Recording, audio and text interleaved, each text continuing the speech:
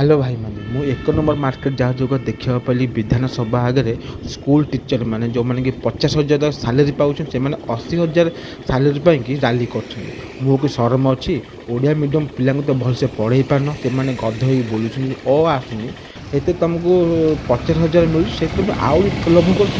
देखो भाई मैंने ये स्कूल टीचर मैंने गाधे गुधे चांगा है भात खाऊँ जमीक रैलीटा आउ स्ट्रंग कर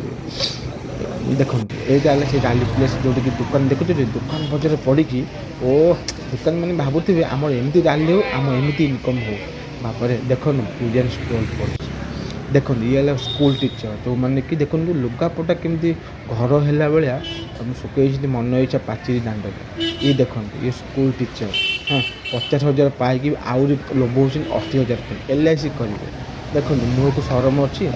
ଓଡ଼ିଆ ମିଡ଼ିୟମ୍ ପିଲାଙ୍କୁ ତ ଭଲସେ ପଢ଼େଇ ପାରୁନ କିନ୍ତୁ ତୁମମାନଙ୍କୁ କମ୍ ଇଗୋ